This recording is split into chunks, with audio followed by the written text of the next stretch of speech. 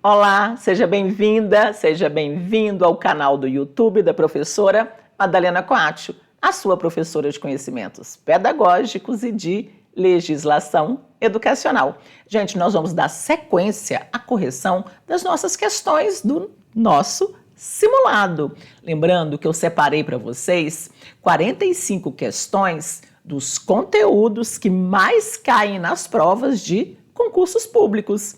Então, na aula passada, nós corrigimos 15 questões. Hoje, nós vamos corrigir mais 15 questões e na próxima aula, mais 15. Porque senão a aula fica muito longa, tá certo? Então, pega seu material, o link está aqui na descrição do vídeo. Também deixo lá nos comentários e vem para a aula. E se você não assistiu a aula de número 1, você tem que assistir, tá bom? Tá salva.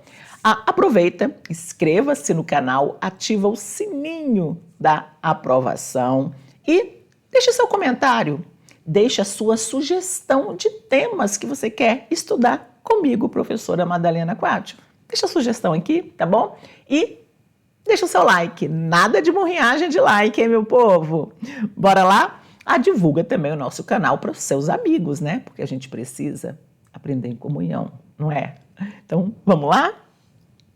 Vamos para a questão de número 16.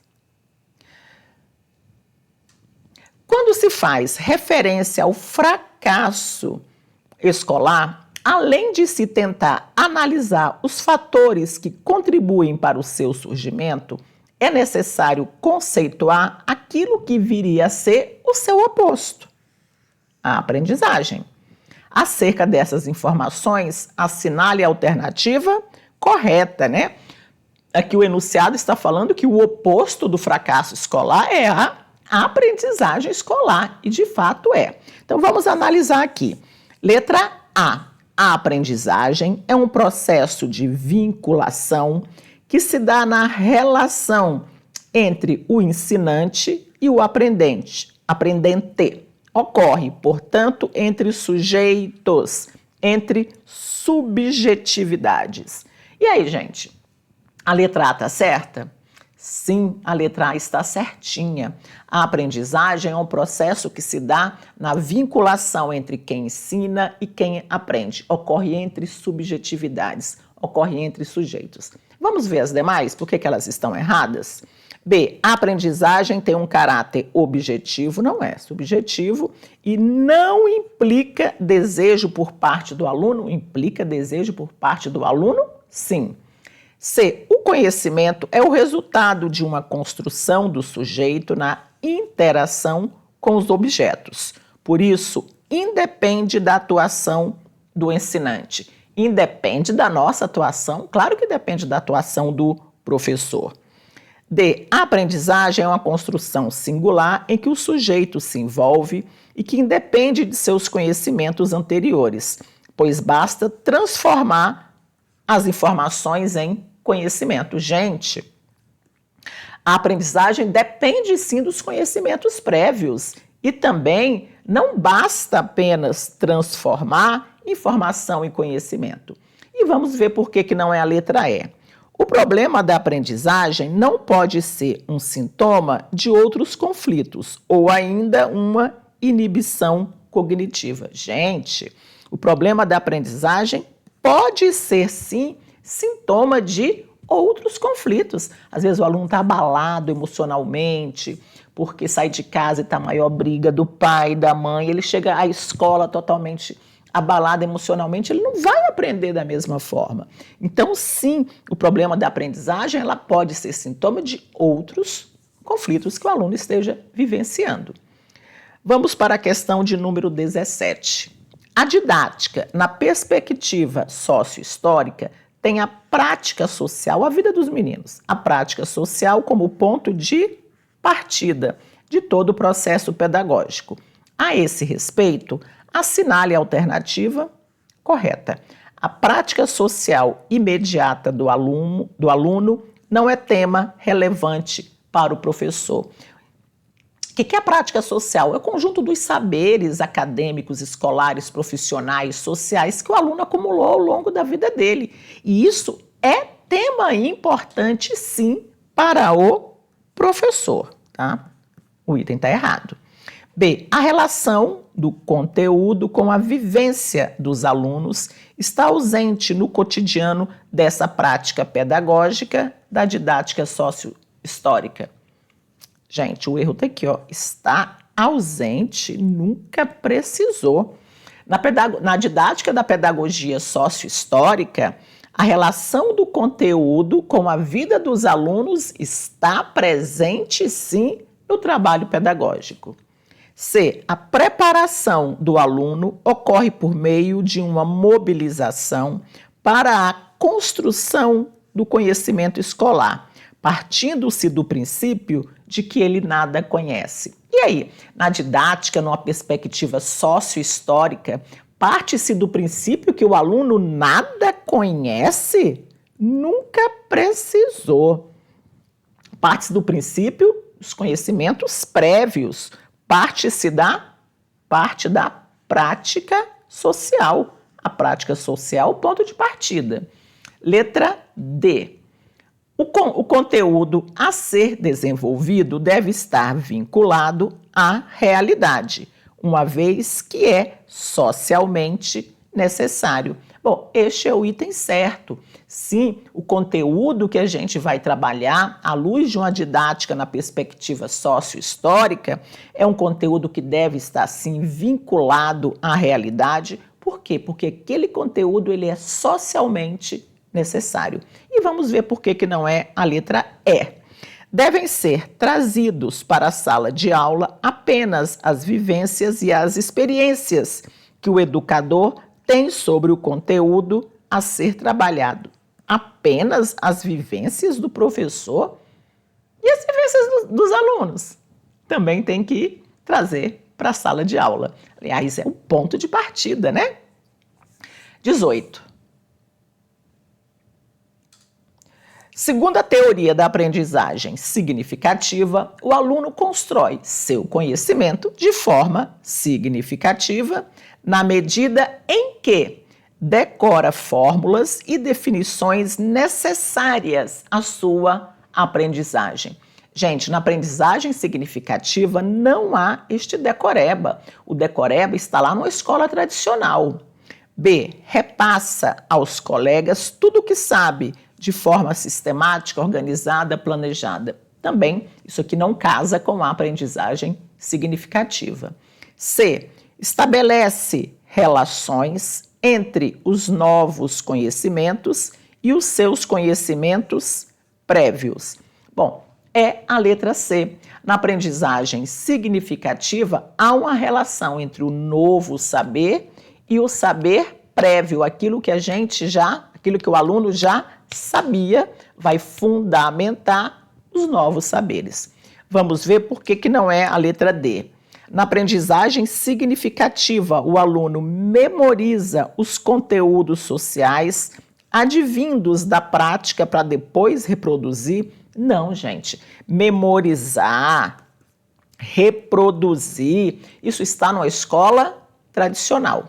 E letra E.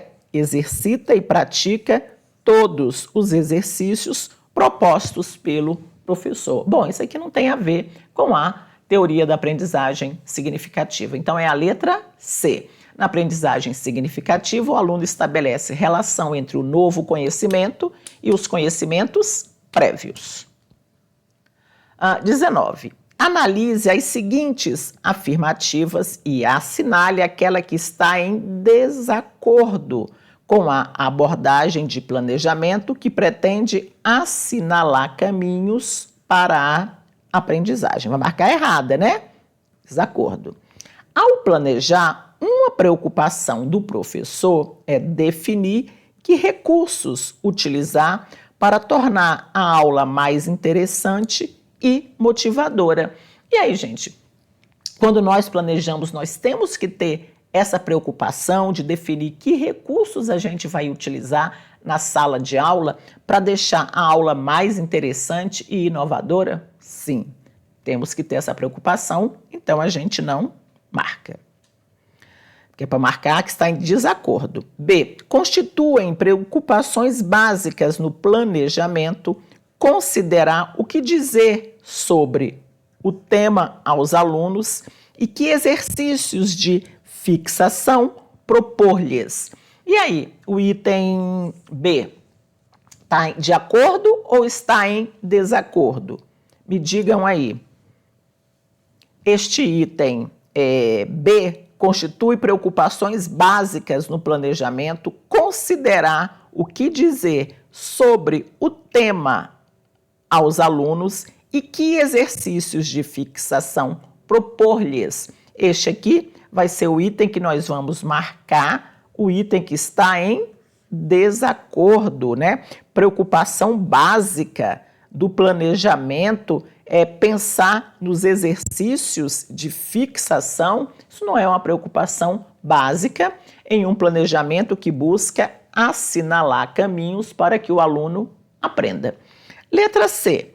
Planejar supõe preocupar-se com a construção de estratégias que favoreçam a interação dos alunos com os objetos do conhecimento. O que é objeto dos conhecimentos, gente? Conteúdos. E aí, em um planejamento que pretende assinalar caminhos, planejar supõe preocupar-se em construir estratégias que favoreçam a interação dos alunos com o conhecimento? Sim.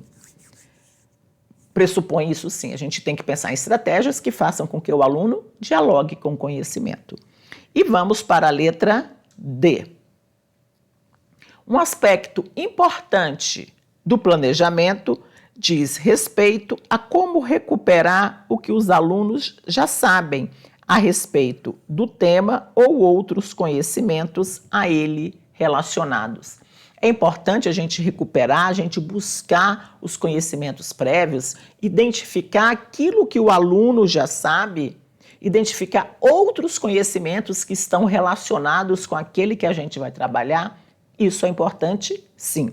Então, o que está em desacordo é a letra B. Vamos para a 20.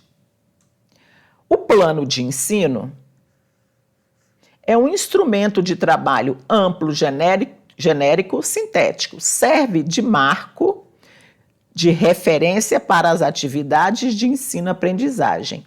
Tem em vista as intenções de educar estabelecidas. Um plano de ensino deve, exceto. Então, aqui a gente vai marcar o que o plano de ensino não deve, né? O exceto. A. Ter correlação com o projeto pedagógico da escola para garantir a coerência e integração das ações. E aí, gente? O projeto pedagógico, o plano de ensino, ele deve ter uma correlação com o PPP da escola, com o projeto pedagógico da escola, para se garantir a coerência, para se garantir a integração de ações, sim, senão o PPP vai para um lado e o plano de ensino vai para o outro, e ninguém consegue atingir as finalidades da educação. B. O plano de ensino deve ter como base o conhecimento da realidade para adequar-se às necessidades e possibilidades dos alunos. E aí, um plano de ensino tem que ter como base, o plano de ensino tem que ter como base o conhecimento da realidade, sim. É necessário que se conheça a realidade para adequar as necessidades do aluno, ao seu planejamento. Os interesses dos alunos, as necessidades dos alunos têm que estar ancoradas no chão da escola, da sua comunidade, nos seus interesses. Próxima. Deve assegurar a unidade do componente curricular e não estabelecer a relação deste com os demais da área, nem garantir uma organização estrutural coerente com as situações de ensino-aprendizagem, pois isso é irrelevante ao ensino significativo. Gente, essa daqui é o exceto. Deve assegurar a unidade do componente curricular e não estabelecer a relação deste conhecimento com os demais da área? Tem que estabelecer, sim. tem mais erro, nem garantir uma organização estrutural coerente com as situações de ensino-aprendizagem, tem que garantir, sim, uma organização estrutural desse plano de ensino que esteja casadinha com as situações de ensino-aprendizagem. E tem mais erro.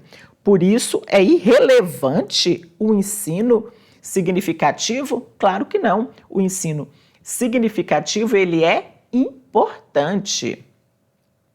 E vamos ver por que não é a última.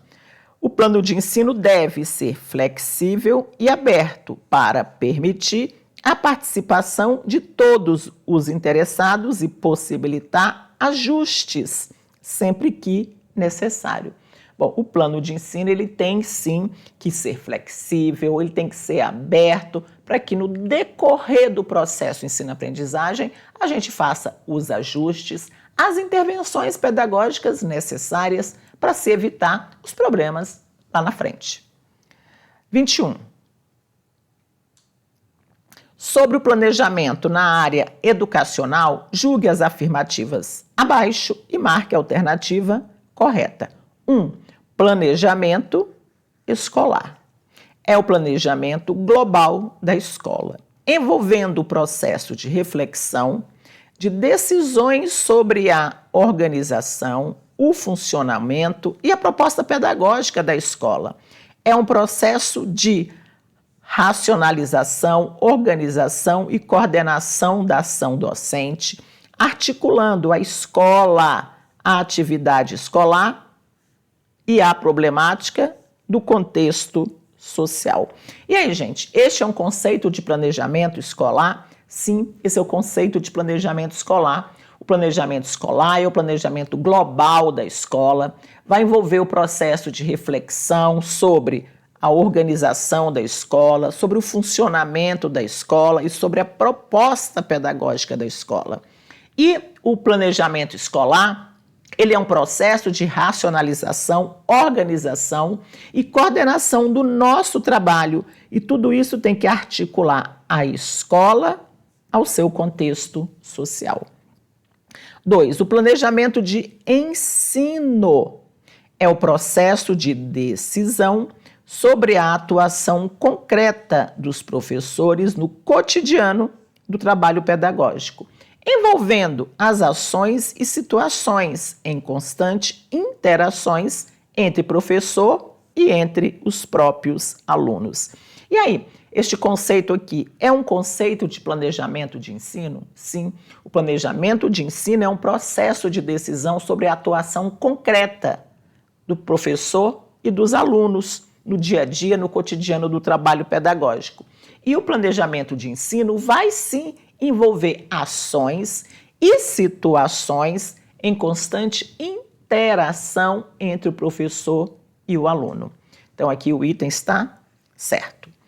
3. O planejamento educacional é um processo contínuo que se preocupa com o para onde ir e quais as maneiras adequadas para chegar lá, tendo em vista a situação presente e possibilidades futuras, para que o desenvolvimento da educação atenda tanto às necessidades da sociedade quanto às necessidades do indivíduo.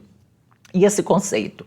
Sim, este é um conceito, amplo de planejamento educacional. É um processo contínuo que se preocupa com o para onde ir e quais as maneiras para se chegar lá, tendo em vista a situação presente, o que a gente quer alcançar e as situações futuras.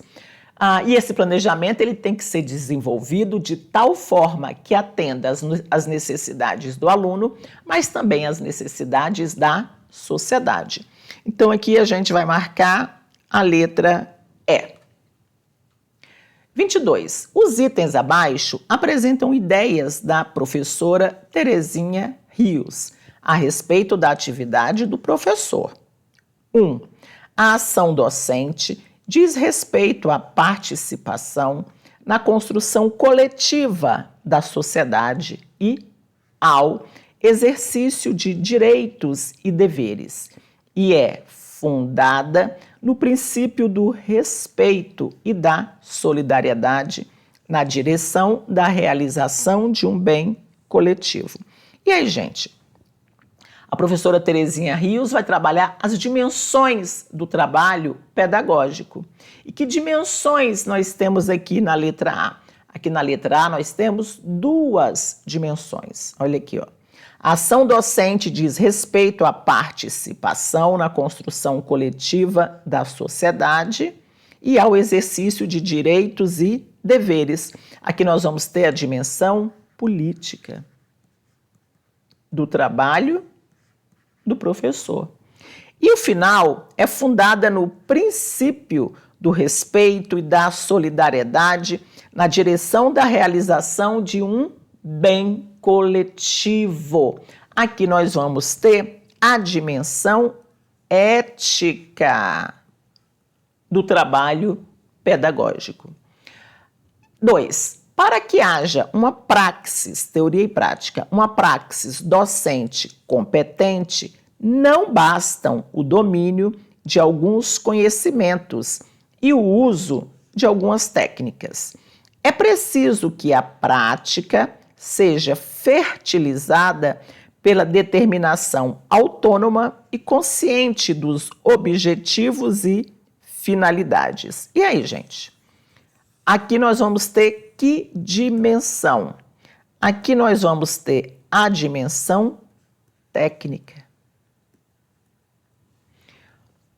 E aí nós vamos marcar a letra C. Então, no primeiro item, nós vamos ter a dimensão política do fazer pedagógico, que diz respeito à participação na construção coletiva da sociedade, diz respeito ao exercício de direitos e deveres. E também no item 1, nós vamos ter a dimensão ética do nosso trabalho, que vai dizer respeito, que diz que está fundado no princípio do respeito, da solidariedade, na direção de se alcançar, de se realizar um bem coletivo.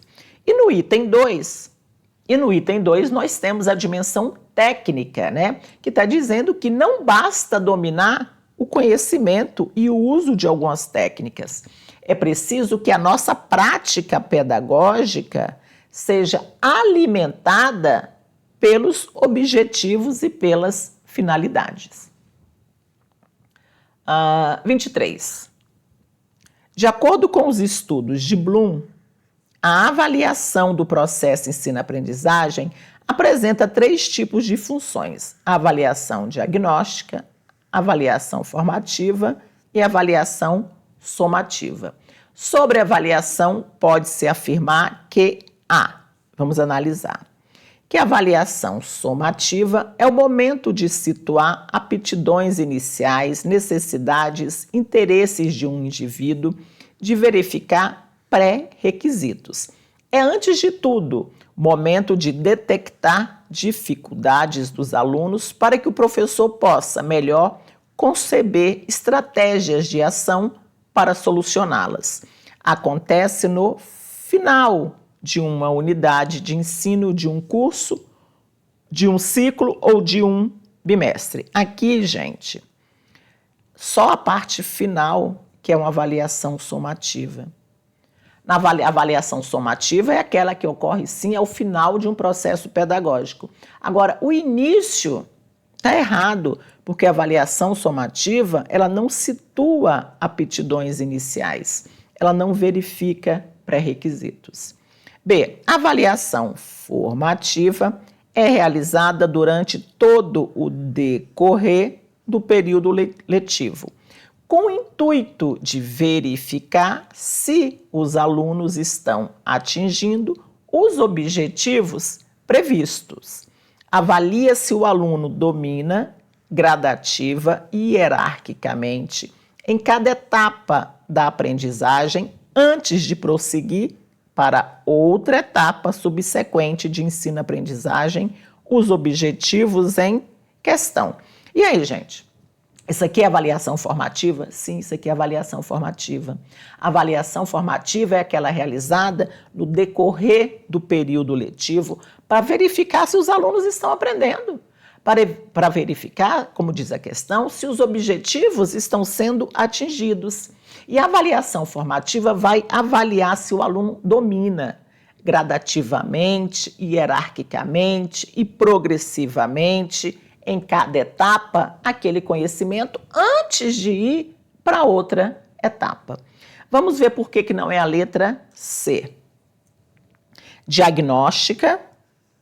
Permite ao professor detectar e identificar deficiências na forma de ensinar, orientando-o na reformulação do seu trabalho didático, visando aperfeiçoá-lo.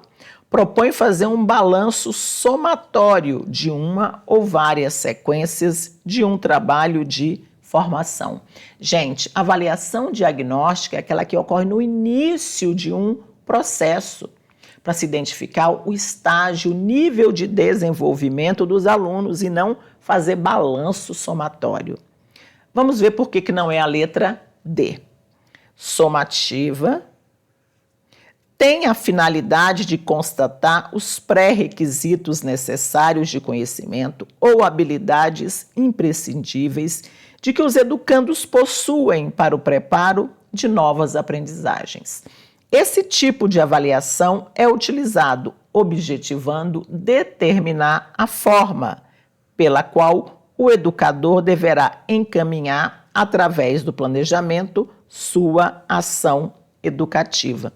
Não, gente, avaliação somativa não identifica pré-requisito. E vamos ver a última. A avaliação formativa tem por função básica a classificação dos alunos. Pronto, só isso aqui já deixou errado.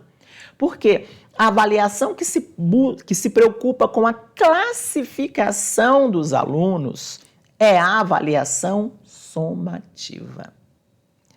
Questão 24. Analisando a questão do autoritarismo no processo ensino-aprendizagem ainda presente nas escolas, Lucchesi assinala a importância de lembrar que tanto a avaliação da aprendizagem escolar como a avaliação educacional são: letra A, condições de articular a aprovação ou a reprovação do aluno ao final do ano. Gente, avaliação da aprendizagem, avaliação educacional, ela se preocupa em pensar em articular aprovação, reprovação? Não, não é essa que a gente marca. B.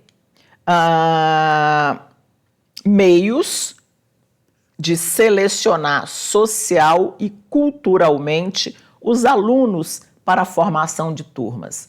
Avaliação da aprendizagem e avaliação educacional, elas vão se preocupar em selecionar aluno para formar a turma? Nunca precisou. C. São ações baseadas num receituário teórico que vai nortear a ação educativa. E aí, gente, avaliação da aprendizagem, avaliação educacional é uma receita? Nunca precisou. D.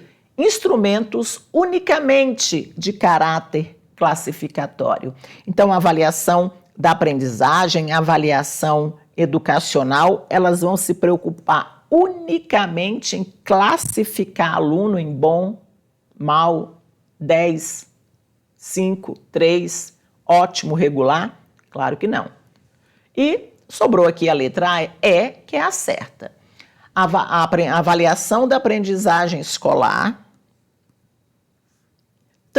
e a avaliação educacional são meios e não fins, estando delimitadas pela prática pedagógica que as particularizam. Então, a avaliação educacional, a avaliação da aprendizagem são meios para que o aluno aprenda. São meios e não um fim em si mesmo. A avaliação não pode ser um fim em si mesmo. Não pode ser avaliação pela avaliação. A avaliação é um meio que a gente utiliza para acompanhar o desenvolvimento do aluno, para que o aluno aprenda. questão de número 25. Então, façam aí a questão de número 25 enquanto eu tomo minha água.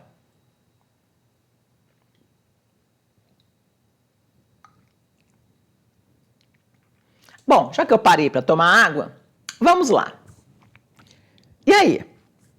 Não se esqueça de deixar o seu like, o seu comentário, tá? E a sua sugestão de temas.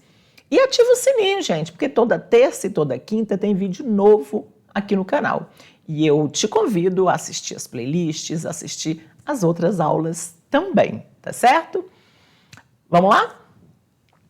Nada de murrinhagem de like. E divulga o canal aí para os seus amigos.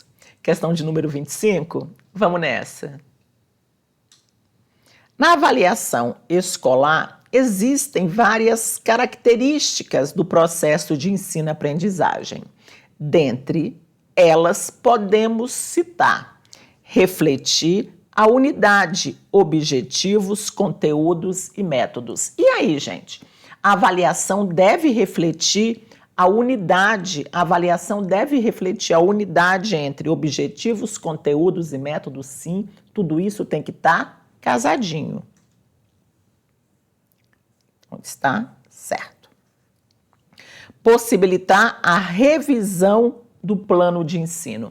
A avaliação possibilita que a gente revisite, que a gente revise o nosso plano de ensino? Sim, para que a gente possa fazer os ajustes necessários, as intervenções pedagógicas necessárias. Ajuda a desenvolver capacidades e habilidades também.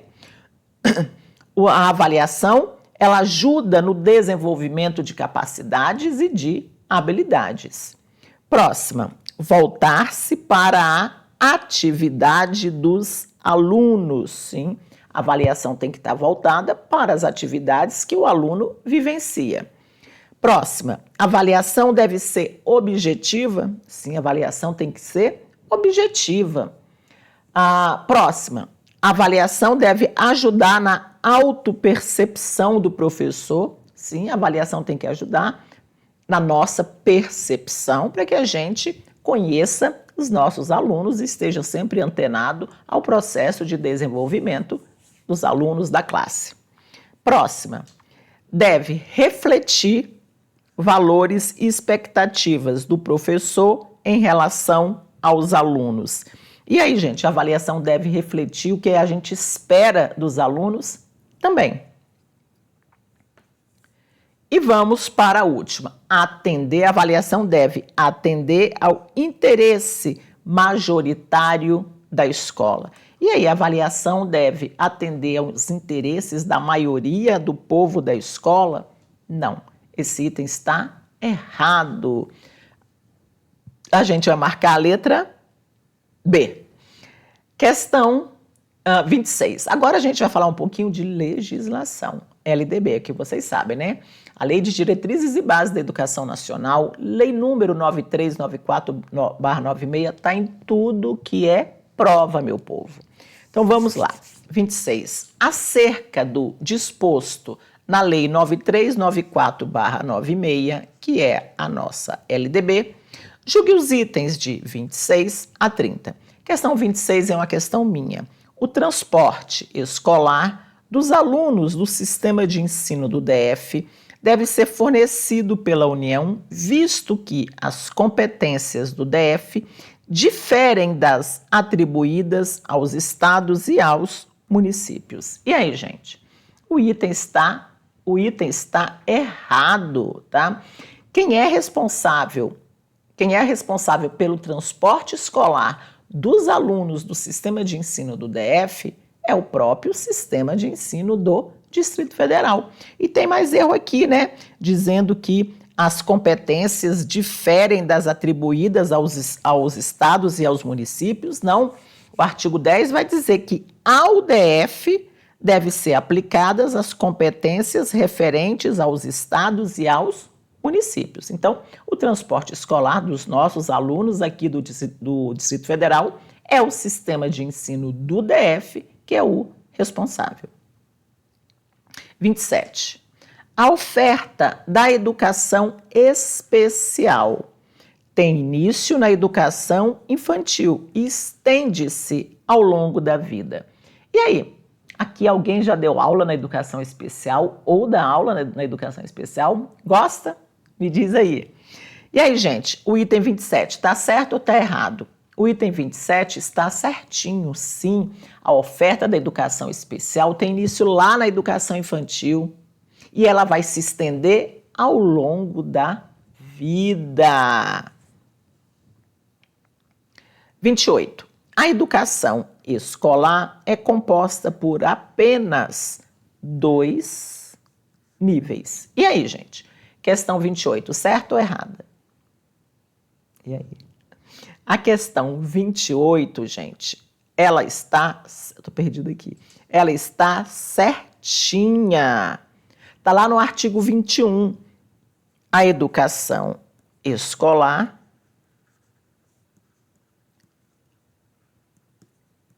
ela é composta por 2 níveis. A educação básica e a educação superior. Deixa eu colocar aqui em azul. São níveis da educação escolar. Agora, a educação básica ela é composta por 3 etapas. A educação infantil, o ensino fundamental e o ensino médio, que são etapas da educação básica. Então, a questão de número 28, ela está certinha. Questão de número 28, ela está certinha. Sim, a educação escolar ela é composta por apenas 2 níveis. Educação básica e educação superior. 29. Estamos terminando, hein, gente? Estou esperando o seu like. Estou esperando a sua sugestão também de temas. Vamos lá. 29. O respeito à diversidade humana, linguística, cultural e identitária das pessoas surdas, surdo-cegas e com deficiência auditiva é um princípio orientador do desenvolvimento do ensino disposto na Lei de Diretrizes e Bases da Educação Nacional. E aí, gente, tá certo ou tá errada? O respeito à diversidade humana, linguística, cultural e identitária das pessoas surdas, surdo-cegas e com deficiência auditiva é um princípio que orienta o desenvolvimento do ensino brasileiro? Sim, está lá no artigo 3º. O artigo 3º é o artigo que vai estabelecer, que vai definir os princípios da educação. Não dá para ir para uma prova sem saber o artigo 3º. O artigo 3º tem que saber o artigo 4º, o artigo 21, o artigo 24, o artigo 26, enfim. Última questão, lembrando que o restante nós corrigiremos da próxima aula, tá bom? E a gente se encontra aqui no meu canal. A questão 30 é uma questão minha. Conteúdos relativos aos direitos humanos e à prevenção de todas as formas de violência contra a criança, o adolescente e a mulher serão incluídos como componentes curriculares nos currículos escolares da educação básica. E aí, gente, o que você marca aí? Esse item está errado. Por quê? Porque os conteúdos relativos aos direitos humanos e à prevenção de todas as formas de violência contra a criança, o adolescente e a mulher, eles não são considerados como componentes curriculares. O que são componentes curriculares? Disciplinas. Então, os conteúdos relativos aos direitos humanos e à prevenção de todas as formas de violência contra a criança, o adolescente e a mulher serão incluídos como temas transversais da educação básica e não como componente curricular, como diz o item 30. Terminamos, né? Mais uma aula, 40 minutinhos de aula. E aí, na próxima aula, a gente vai terminar este simulado. Certinho, meu povo? Espero você nesse mesmo bate-canal, nesse mesmo bate-horário, sempre às terças e quintas.